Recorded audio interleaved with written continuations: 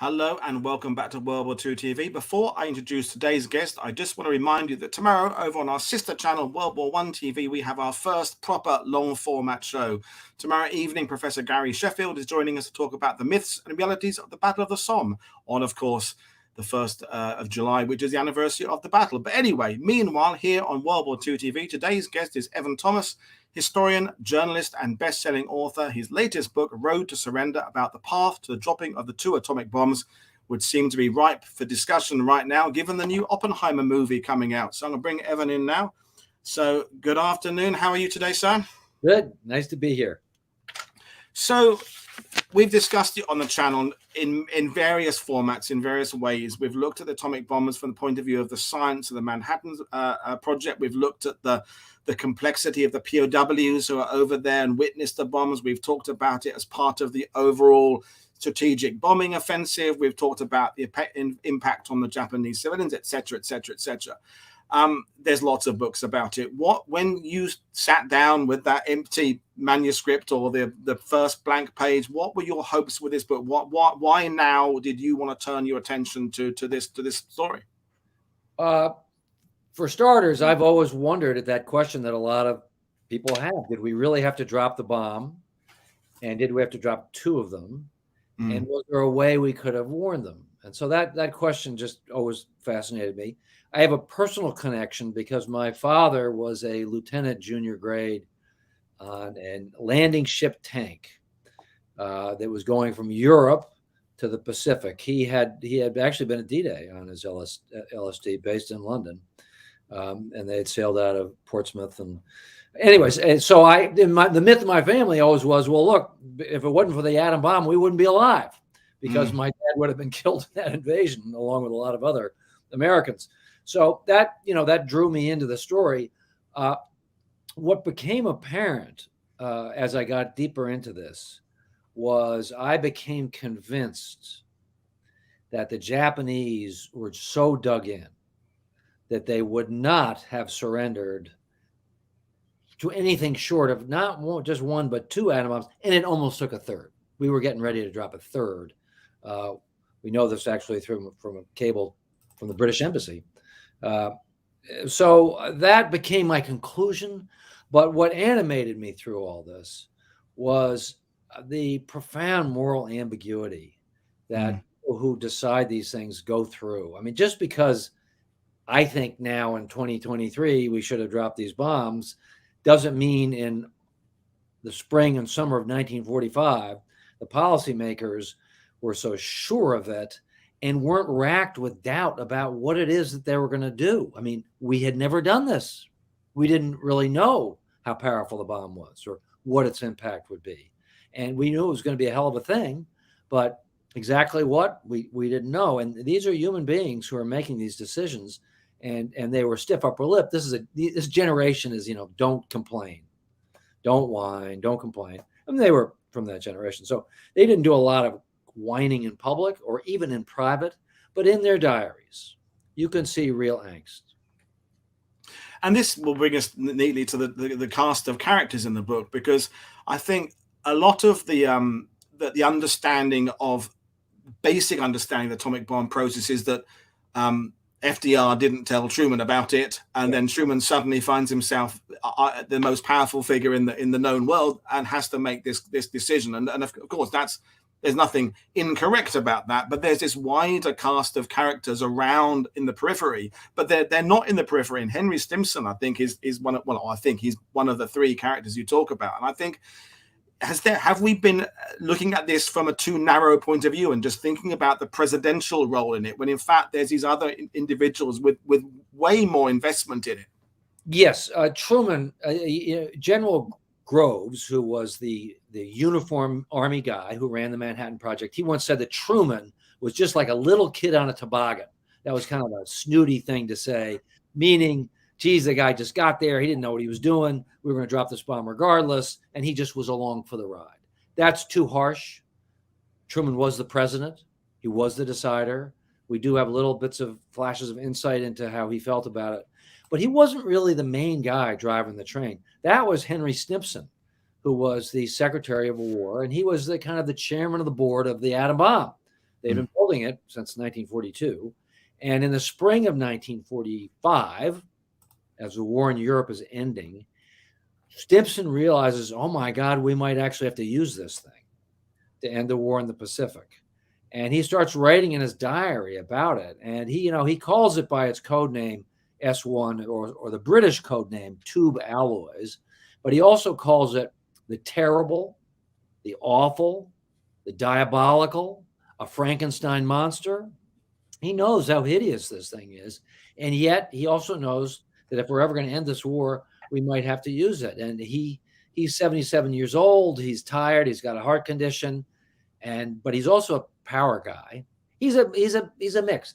He calls himself a Christian gentleman. And I think he meant that sincerely. He's known as a New England conscience on legs. He's very kind of upright, full of probity and morality and all that. But at the same time, he's a power guy. He believes he twice General Patton, who is known to your viewers, strikes an enlisted man who was suffering from PTSD, and today they'd sack him right away. But twice Stimson saves his job. Why? Because Patton is good at chasing retreating armies. He's ruthless, and Stimson likes that about Patton and preserves his job. So half of Stimson is power, get it done. Half of them is Christian morality. It's hard to make those pieces fit together. It tears them up.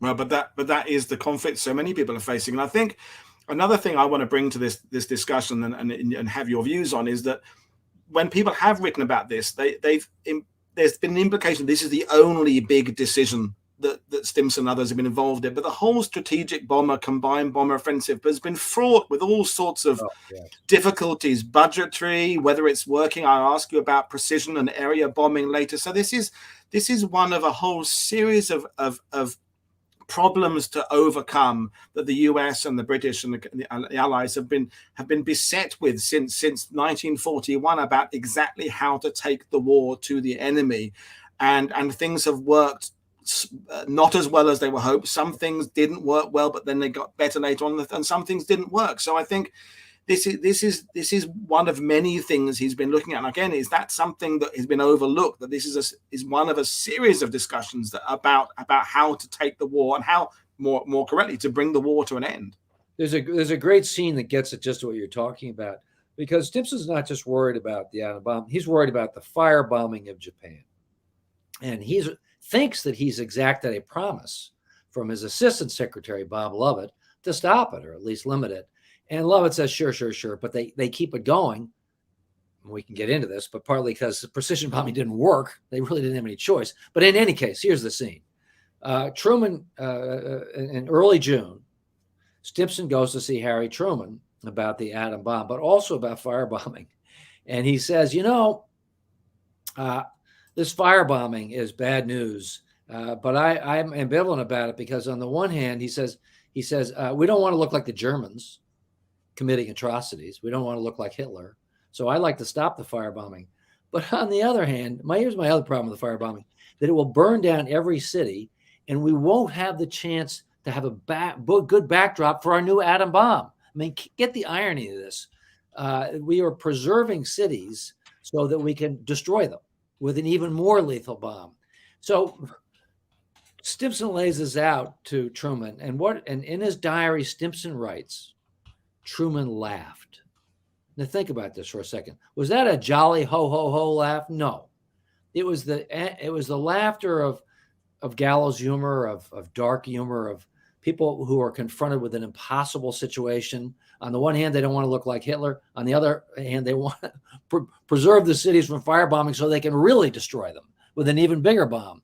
That's the kind of dark irony that policymakers are faced with. There are no good choices in this. And so what does the president of the United States do? He laughs. I'm sure, a bitter, mirthless laugh. And again, with Stimson, thank you for that explanation there. Stimson, the characters that are giving him advice and giving the president, both FDR and Truman later, they represent all sorts of views about how the war should be brought to an end and what the best methods should be and the impact those methods. And I'll put up some other slides. We've got Curtis LeMay and Spaatz and the scientists involved there, and going back to, again, I was saying to the ideas of the combined bomber events. Even in the late 1930s, people were explaining lots of things via theories. In theory we can do this. In theory we can do that. We hope to use bombers to do this. We hope to do that. But a lot of it was untested. And as you say in the book, when the Americans and the British start to do what had been advertised as precision bombing, it became not quite as precise as had been intended because of taking it into a war zone with enemy and flak and weather conditions. But just remind us again of some of the different ways and methods that have been coming into the White House over the years about how to take the war to the enemy, and how Stimson has to wade his way through all this. Yeah, the people in that photo you show, they're all members of the so-called Bomber Mafia. Back in the 1930s, before the war, they think, hey, precision bombing, we won't have to fight the Somme or, World War I trench battle. We don't have to do that. We just can drop like 10 bombs on a capital city, put the lights out, they'll sue for peace. People will be spared the horrible trench warfare of World War I. Great theory, but it didn't work because it's one thing to use a Norden bomb site. Americans love high technology. We had a Norden bomb site, and it's one thing to use that to drop a bomb in Kansas on a clear and sunny day when nobody's shooting at you. But over Germany, with, as you say, flak and Luftwaffe and all hell breaking loose, our poor pilots, there was this problem of pulling the bomb lever too soon. The bombs missed. They missed. The British resolved this. The area bombing bomber, Harris, he just, he didn't try to do precision bombing. They just burned the damn city down. And I think they called it dehousing. They wanted to break the morale of the German citizens. But the Americans clung to this fiction. It was a fiction that we could do precision bombing. We couldn't. We tried radar. That didn't work. And so the guys in your photo with Tooey Spaatz is the guy lighting up the cigarette in the middle. He's the head of strategic bombing. And on the, as many of your, all of your listeners will know about Dresden. So that's February 1945. That's mostly British planes, but also American planes dropping incendiaries on this beautiful medieval town.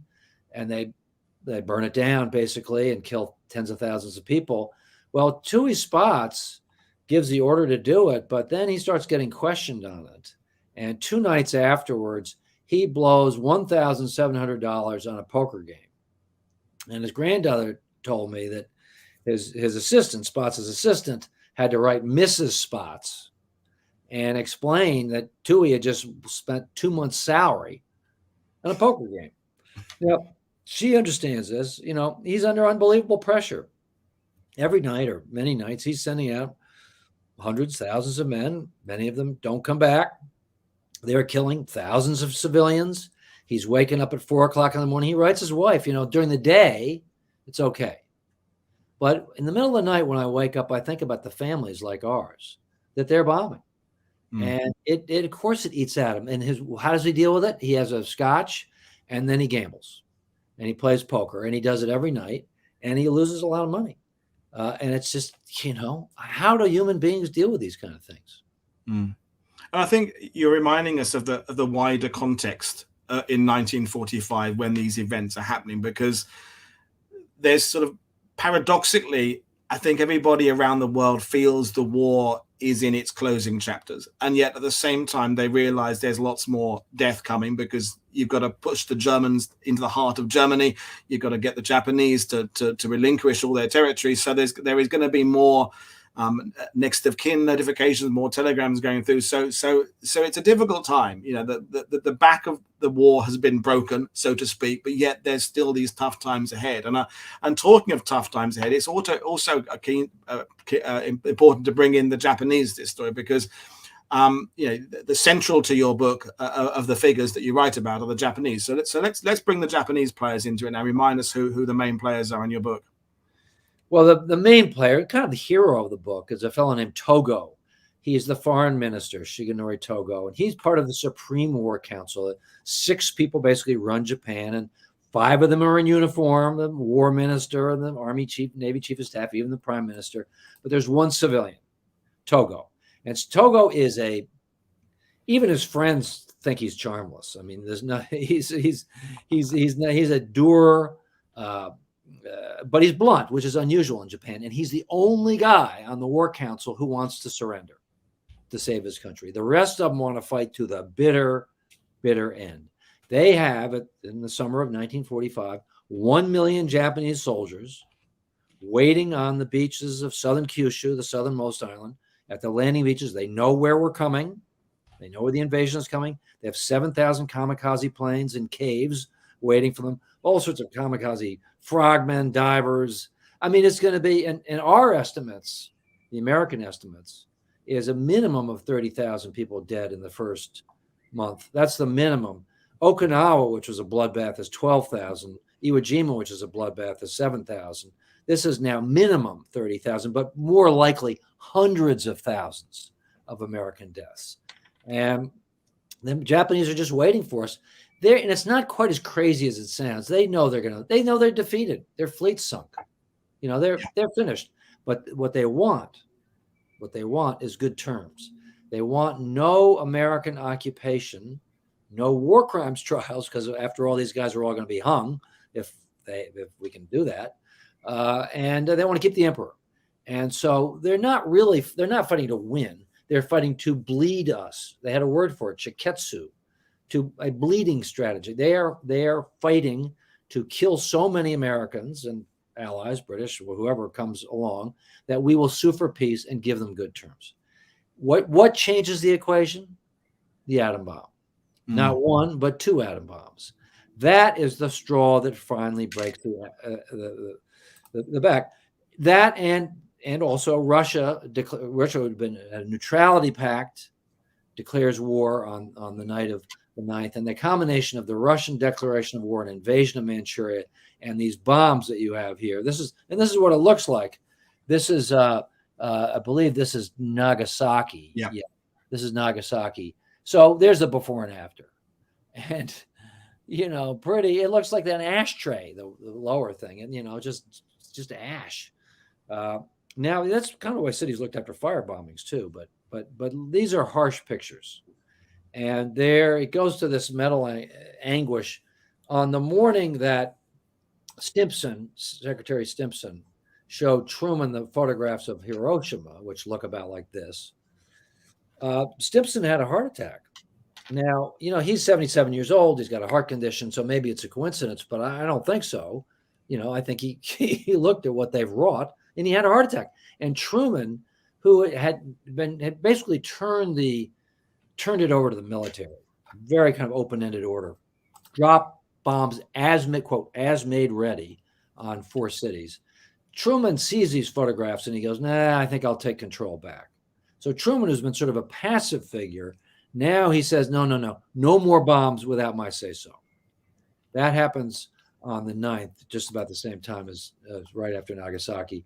And so Truman had been referring to Hiroshima as, quote, a purely military target. Well, obviously not.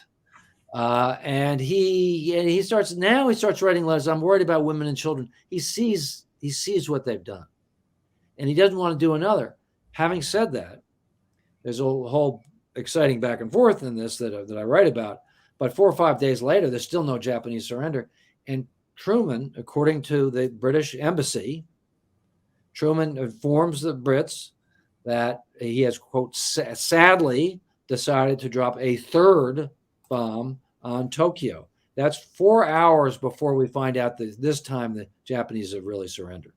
So it's a close thing. And all hell is breaking loose in Japan. There's a coup plot, and we can talk about this, but it's a very close run thing in Japan about whether they're going to surrender. Well, let's talk about Japan now then, because one of the things we talk about a lot on this channel is how blessed we are in recent years with the amount of archives that are available digitally, how instantly we can make contact with historians around the world and get access to stuff. And in terms of English language archives, although there have been some problems post-COVID with archives opening up, we've never been, the crop has never been more bountiful, so to speak. But with Japan, with what there is available, how confident are you when you're writing that you can be speaking about what the Japanese felt? And that's where other authors have tackled this over the years, because how much information is there written at the time by the protagonists in Japan about the situation? There are diaries. The Japanese burned a lot of records, but there are diaries, and they've been slowly coming forward. And I had the good fortune, and it's crucial to me, of being in contact with the grandsons of Togo, the foreign minister. These are quite westernized guys. One of them was Japan's ambassador to the Netherlands. Another one worked for the Washington Post. Kazu and Shigi are their names. And they shared with me a paper that Kazu had written about his grandfather that includes excerpts from his diary. Those had never been made public before. And I was able to get a sense of Togo and what his thinking was and how he approached this problem.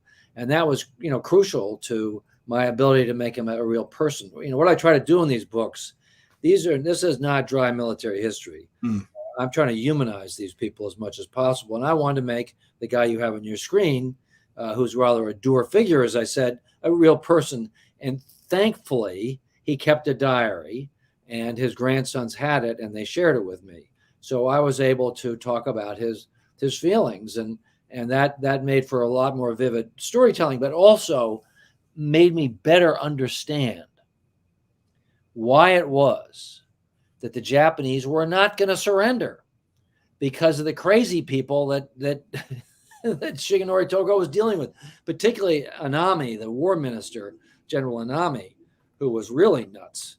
He's the most powerful guy in Japan. He's the war minister.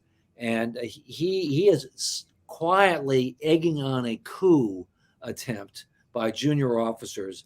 I think he's ambivalent about it. I think he changes his mind from hour to hour, but he's egging on this coup attempt. And how does he deal with it at the end? He takes his sword, he plunges it into his stomach, then he takes a dagger and plunges it into his neck. That's his resolution to all this. That's the night before they surrender. But he's a pretty fierce guy, and he just doesn't want to surrender. And I think it's important to remind ourselves that the Japanese opinions are in a state of flux as well. What they're thinking on a Monday is not the same as what they're thinking on a Wednesday, because the situation is changing there. You say, with this complicated situation of a mini coup brewing, and the first bomb, the second bomb, and we can talk about the choice of targets and what the Americans intended by them and what the Japanese felt by which targets have been selected. But it's not like there's a set Japanese position that was, it was a switch that switched from not wanting to surrender to surrendering. It was a process of not only that, but the Japanese are famously indirect. And I write about this word haragei, Haragei, which is Japanese habit of indirection, of not really telling. It's called the stomach, means stomach art or stomach game. What's in your stomach is not necessarily what you say. Right. And it's really incumbent on the other guy to figure out what it is you're trying to say. So they're talking past each other a lot, or they're signaling very subtly to one another. And it makes it a little bit hard to figure out who means what. And I think that's partly because they don't know. They're ambivalent. They're human beings. On the morning, they may think one thing, and the afternoon, they may think another. And historians are kidding themselves if they think that they know for sure what somebody's thinking, because chances are during the course of the day, it changed. And that's a challenge for us. I don't pretend to confidently know exactly what the guy you have on your screen was thinking, Anami, because he's all over the place, or really any of them. No, but I want to bring you back to this the targets and the selection of targets from the American point of view, and what effect the targets had, and indeed how they bombed those targets. Because, well, I'll let you explain yourself in a few seconds. Because, you said, coming into this interview, that you firmly believe the dropping of the bombs was necessary, and that it would hopefully not have to be repeated. But could the selection of targets have been better from either the American point of view or to move things swifter? What's your take on target selection? Well, there's long been a debate. Shouldn't we have blown one of these things up on a desert island to demonstrate it? They did talk about that, but not for long, because what happens? They only had 2 bombs. What happens if 2 bombs at the time? What happens if the Japanese shoot down the plane? What happens if they put POWs in the target area? Japanese are fully capable of doing that kind of thing. What happens if it's a dud? They didn't know. So they didn't really seriously consider a demonstration. They said, we got to drop it on a city. They weren't sure of hitting the city.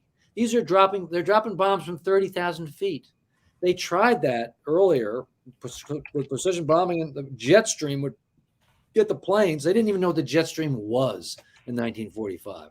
They'd never dropped bombs from 30,000 feet. They have this new plane. You have it on your screen, a B-29, wonderful airplane, but its engines kept catching on fire, and they just didn't, and it didn't work initially. So the targeters want to hit the middle of a city. The aim point in Hiroshima is a bridge smack in the middle of the city. They're not aiming at military. There was talk, let's aim at a port, let's aim at a military base, military target. No, the targeters wanted to hit the whole city. Now, Truman writes in his diary on the night that Truman gives the order to drop the bomb. He writes in his diary, I have instructed the Secretary of War, and we are in agreement, that the target will be a purely military target, soldiers and sailors, not women and children. Well, what the hell is he thinking? Because the target's a bridge in the middle of a city. It does kill 10 or 20,000 soldiers. It also kills 50 to 60,000 civilians, most of them women and children, because the men are off at war. So, we don't really know how much Truman knew, whether he's rationalizing it, being defensive, denial. They had saved, I think what really happened here is that day they talked about saving Kyoto. The original target was the ancient cultural capital of Japan, Kyoto. And Stimson, my hero, Stimson, 3 times, Groves, the head of the engineering project, Manhattan Engineering Project, puts that number 1 on the target list, target number 1, because there are 1 million people there, and he thinks it'll be a good backdrop for the weapon. 3 times, Stimson takes it off the target list, the last time by going to the President of the United States. And I think that Stimson and Truman are feeling good that they've just taken Kyoto off the target list. So they kind of rationalize it. Well, Hiroshima, that's a military city. There was a headquarters unit there. There were a lot of soldiers there. It was kind of a military city, but we ended up killing way more civilians than soldiers. I think to me that you were talking earlier about, on the one hand, Stimson's this kind of Christian, caring idealist. On the other hand, he can give an ass kicking when he needs to. And I think that the target selection kind of exemplifies that dilemma he's between, in that it isn't a binary black and white. There is no this is the completely neat military option, and this is the option that would knock out all the temples, kill out all the history. It's not that neat. There's a big gray area in the middle, and I think it exemplifies the dilemma he's on the horns of. Yeah. Yes. No wonder he has a heart attack. Yeah. It's brutal. Yeah. So we're going to do some questions to viewers in a minute, but I think let's talk about the moral questions. And it's going to be the most complicated aspect of this discussion, because people's feelings about this are changing all the time. But put it into your perspective with the book. What were the moral considerations then, and what are the moral considerations now? We're looking back on it from the benefit of nearly 80 years, knowing now exactly what the nuclear age brought us. I think this is an irreconcilable problem. I have a kind of a tragic view of history, that you end up doing a lot of stuff you don't want to do. And it comes with being a great power, really.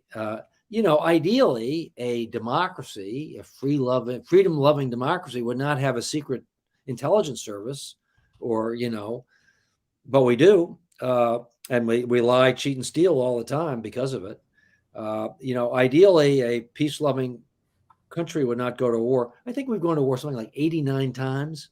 I mean, it's in our DNA, in our nature to go to war. I think that's kind of we've been ever since we were throwing rocks at each other. We've been doing it, but it's inherently contradictory. And I believe somebody like Stimson, they're sincere. He's not a hypocrite. He's a sincere Christian. I think he really is. But at the same time, he wants to use power to good ends. He wants to end. He didn't start World War II, but he's damn sure he's going to end it. And how do you end it? Well, we could keep on fighting. And what would that do? That, we could not use the bombs. Well, suppose we didn't use the bombs. Well, we would have blockaded Japan, been a massive famine. I don't think we actually would have invaded. I think we would have blockaded them and cut them off and cut off their rice and starved them to death. And they were already down to 1,500 calories a day. They're eating acorns, and they would have been by, say, Christmas 1945, starving by the millions. So those bombs saved lives, not just in Japan, but in Asia, because Japan had occupied China and Southeast Asia. And the estimates are that people were dying at the rate of 250,000 a month. The example, his gross example, is in Vietnam had a famine because the Japanese took their rice crop and tried to make it into airplane fuel. The Japanese occupations were brutal. So ending the war, dropping these horrible bombs, killing 200,000 people, horrible, horrible, horrible, probably saved a lot of lives. That's a brutal moral calculus. I'd hate to be one of the policymakers who are making those kind of decisions. No wonder they have heart attacks and drinking problems, and But if you want to be a superpower, sometimes you have to make those decisions. We make them wrong all the time. Sometimes we make them right. I think this was the right decision. Invading Iraq, no. We make them right, we make them wrong, but we make these decisions.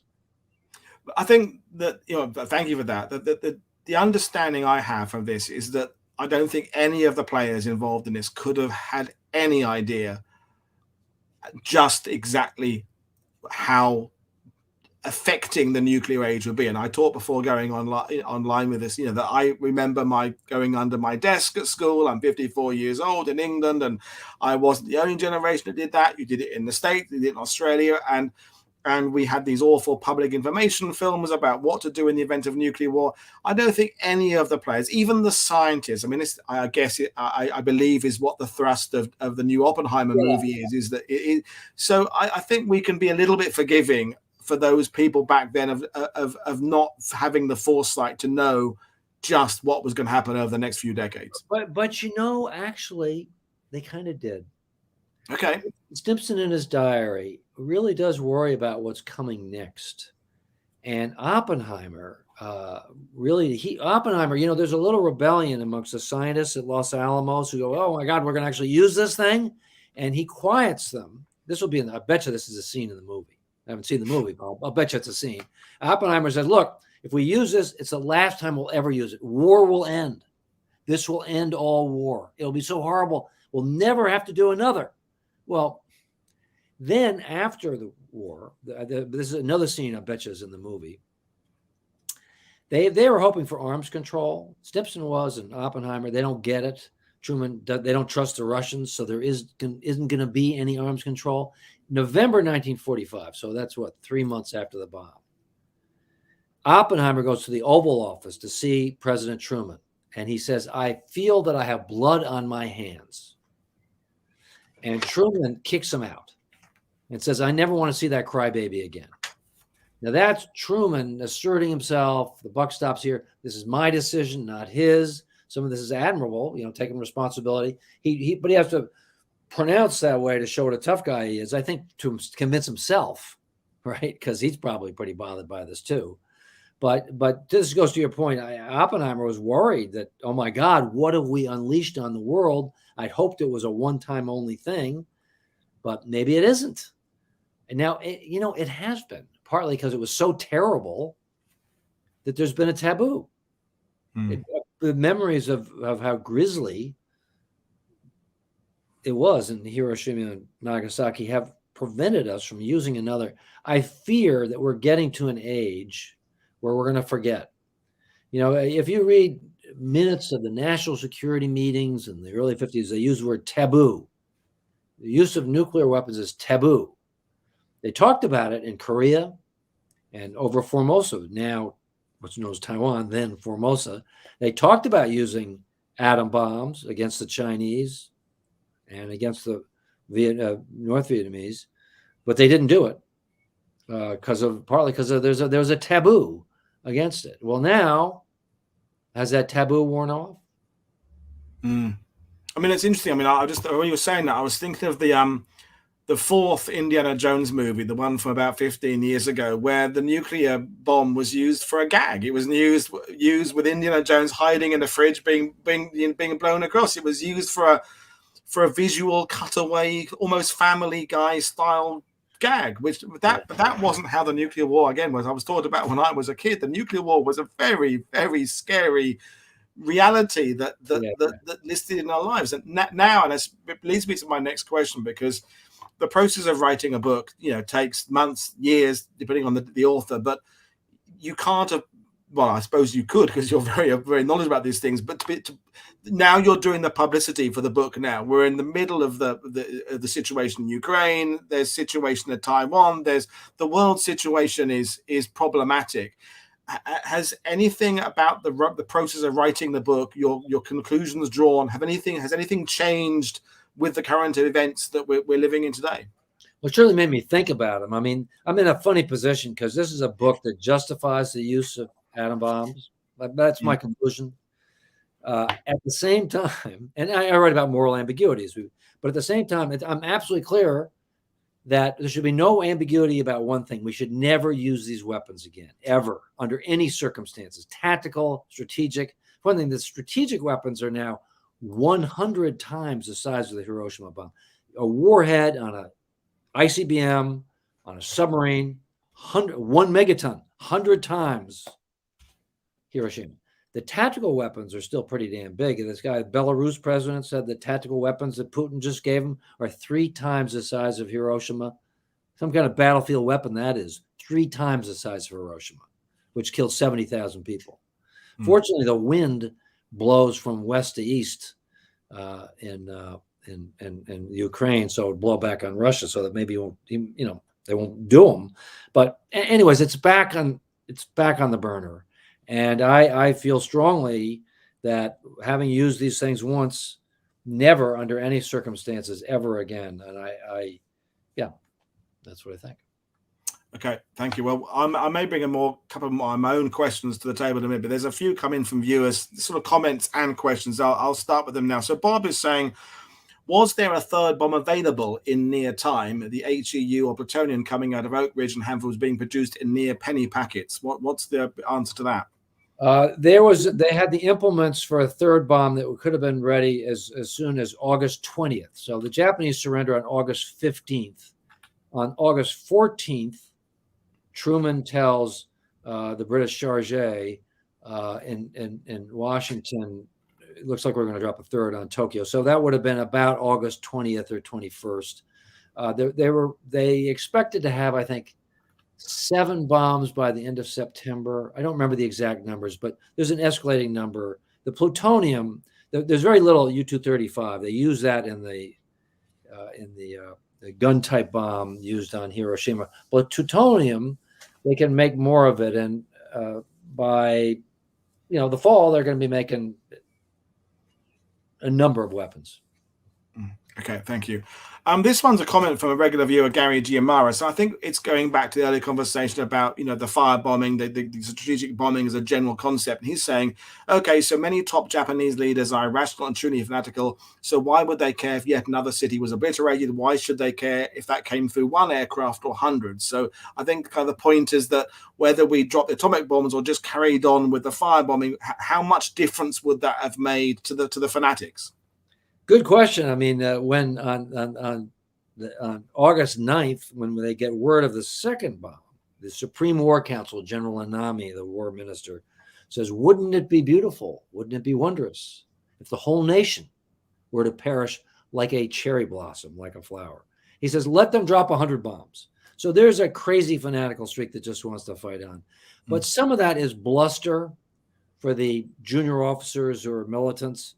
And the military is kind of looking, some of them are, again, it's hard to know with the Japanese because they're so indirect, but some of them are looking for an excuse to surrender. And here's, it's one thing, a red conventional invasion, we can fight that, but this is a new bomb and we can't stop it. And so it gives there's talk at the top of a face-saving reason to surrender. So that's some of it. Also, I just think the sheer horror of the damn thing was enough to get people's attention. I think, you remind us in the book, as other authors have done, is that I don't want to appear to be kind of dividing humankind by racial and nationalistic, but that there was a way of thinking within the Japanese mentality that was different to perhaps Westerners were thinking just about life generally back then. And I think to try and dissect this complexity of this, what they would say publicly and the belief behind is interesting. On that note, a question comment from Cataldo, I have to think the belief that Japanese civilians would have fought to the end is only a half truth. I think the propaganda was influencing perception to that on both sides. What's your response to that one? That's a fair question. So what do we know about that? The Japanese had put sort of civilians under a kind of a militia that summer, 28 million civilians. And they had all this propaganda about how, women were supposed to take a pitchfork and stick it in your guts. And would they have actually done that? I don't know. The Japanese population was somewhat quiescent. This is a controlled totalitarian state with a secret police. And, in movies, they would stand and cheer for the emperor. They as a culture, they were pretty quiescent. Now, having said that, the secret police is starting to pick up some graffiti and some rumbles of people bad-mouthing the emperor. And they worry about that. They worry about revolution. So, maybe if we had invaded, there might have been some kind of an uprising to try to end the war. It would have been a mess. I mean, warlordism, who knows what would have happened. But I can't imagine Japan in the fall of 1945 with an invasion on and mass starvation would have been Hieronymus Bosch. I mean, it would have been just a grotesque mess. Well, thank you for that. And I think it's worth now bringing the emperor into it. You mentioned him yourself because he's a figure that over the years, Western authors have tried to explain in terms that Westerners will understand. And it is culturally so different. It's so alien, this idea of the living God, where are we? What's myth and reality in how he was perceived within Japan and how the Allies perceived him at the time and now in the historiography sense? Well, he was, as you say, a deity. It was convenient for the military because they kind of propped him up and used him as their figurehead. When they would decide what to do, they would bring him their decision and he would say nothing. It's just silent assent, so that he could float above politics. But he was their tool, and he was, in the summer of 1945, he was beginning to resent it. They ask him, the military says, we'd like to move you up to our redoubt up in the mountains. He says, no. A rare, brave move by this guy had been going along by and large. They lied, they tell him a lot. They also lie to him some.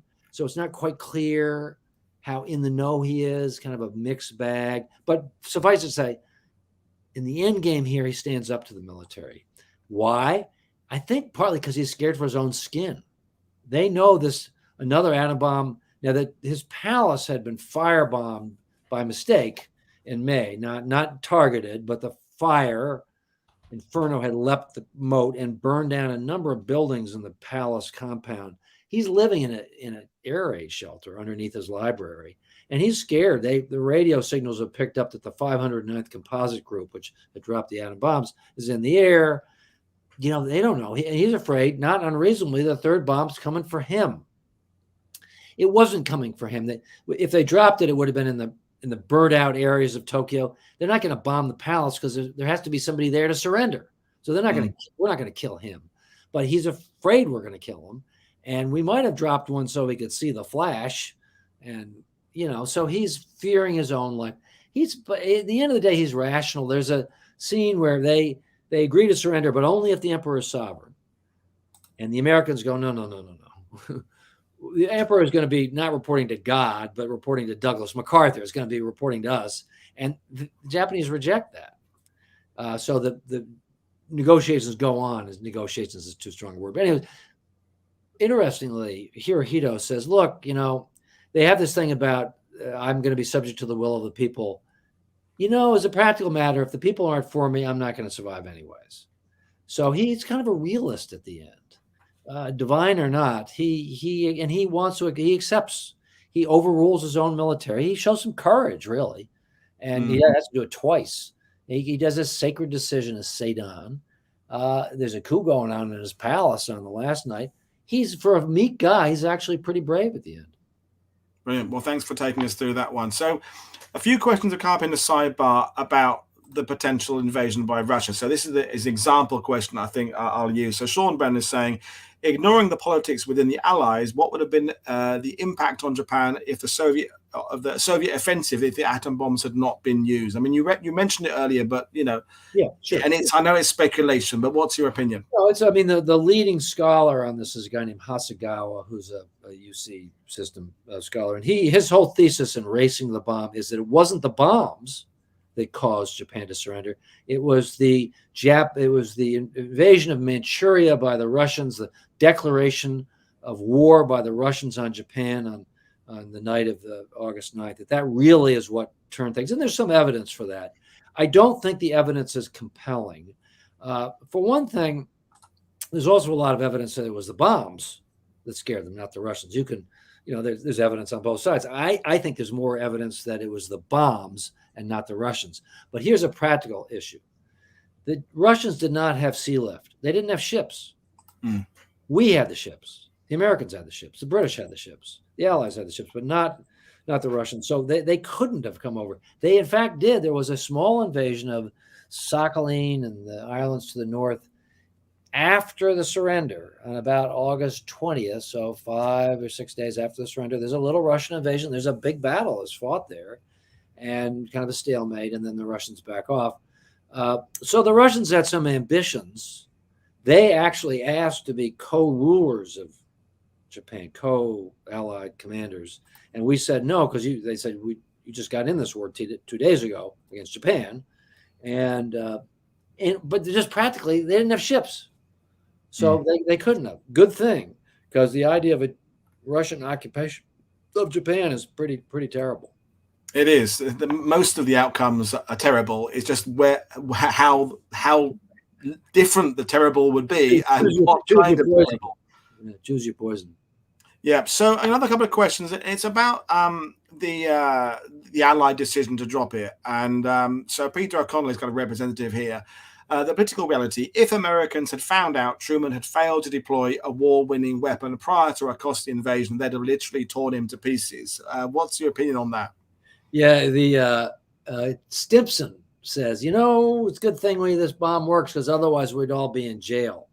They just spent $2 billion on it, and the American people were not going to stand for failure here, or if there was a chance to avoid an invasion that would save the lives of their husbands and loved ones. So yes, there's a huge political imperative to use this thing. No doubt about it. I don't really think Truman ever entertained the idea of not using it.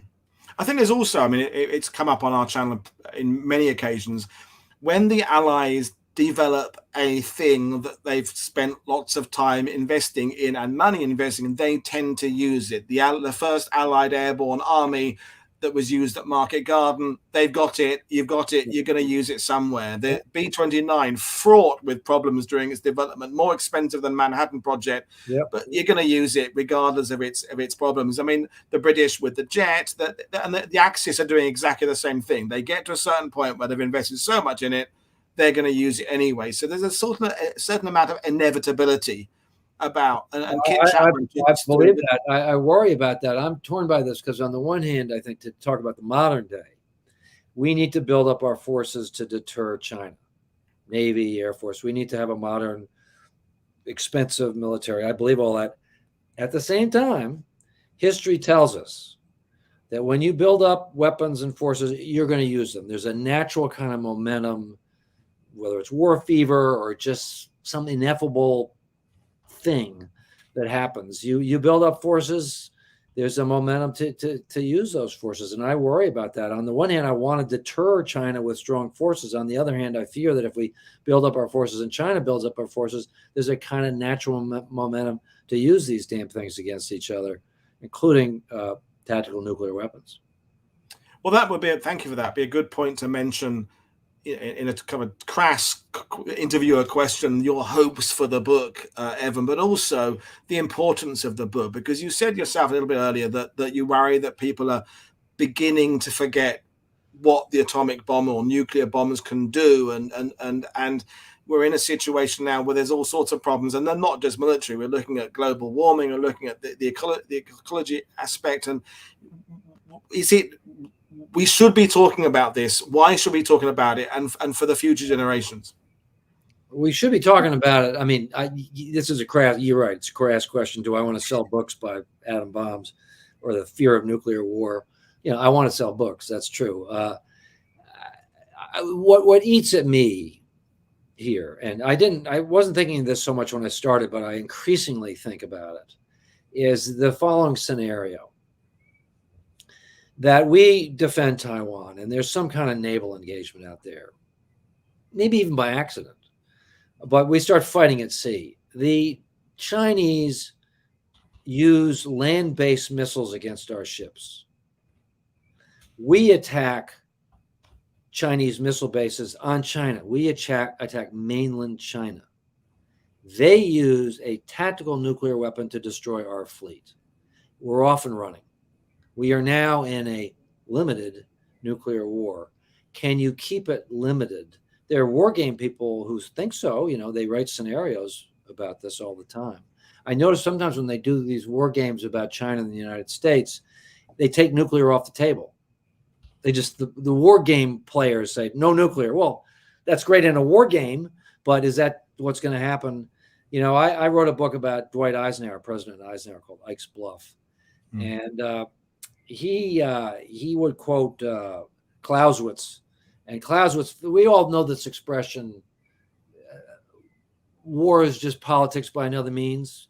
Yeah. But that's not what Eisenhower got out of Clausewitz. What he got out of Clausewitz was that countries, once they start to fight it, they can't stop.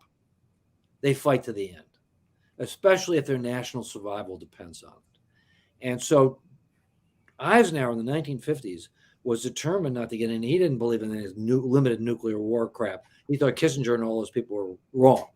And was president, he was damned if he was going to do that. He didn't even want to fight a conventional war because he feared that a conventional war would become nuclear. So in the Berlin crisis in 1958, when people were going, oh my God, we have to, you know, arm conventionally to fight the Russians. No, he actually cut our conventional forces.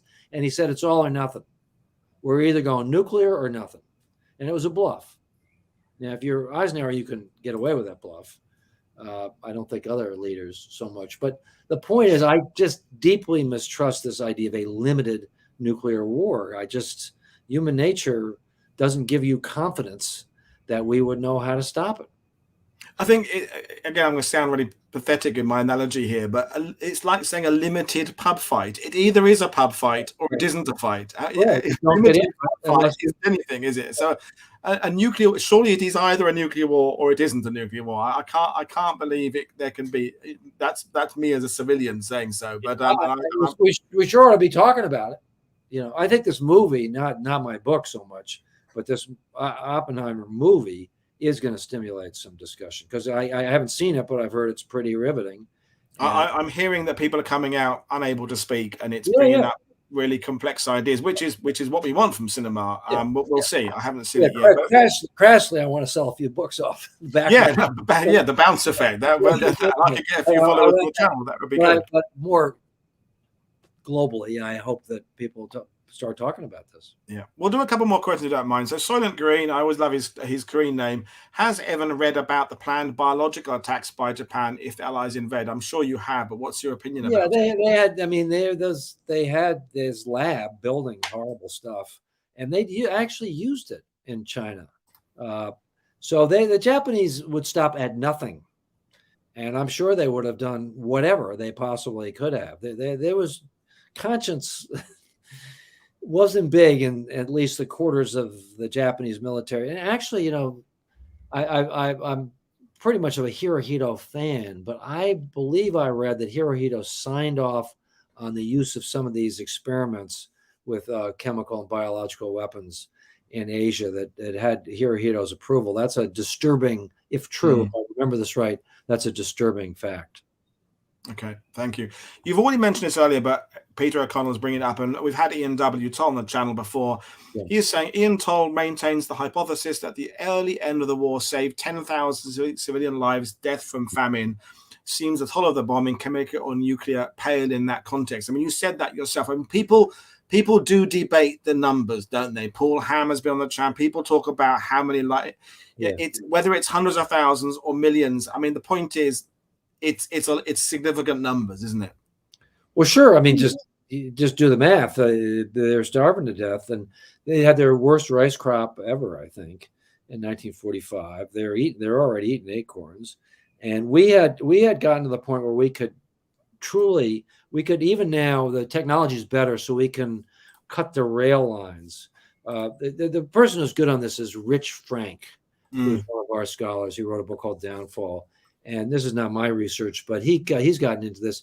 We had the capacity to starve. About 70% of the Japanese population lived on the Kanto Plain around Tokyo. And we were right at the point where we could cut all the rail lines, no rice, and mass starvation. Now, Rich Frank has been a guest, but he talked about the Sino-Japanese War with us. I do want to bring him back at some point and discuss this theme, and that is a nice dovetail to probably my final question, which is, of all the subjects surrounding World War II, it seems that the dropping of the atomic bombs is an area where the opinions of authors are very front and foremost in the books. There, you can read a narrative account about a particular battle where the author's opinions about don't really come through. It's just this formation attacked on the so-and-so date and move through there. But with this subject, it seems that from page 2 or 3, you're immediately aware of the author's opinion on this. Why is this subject so?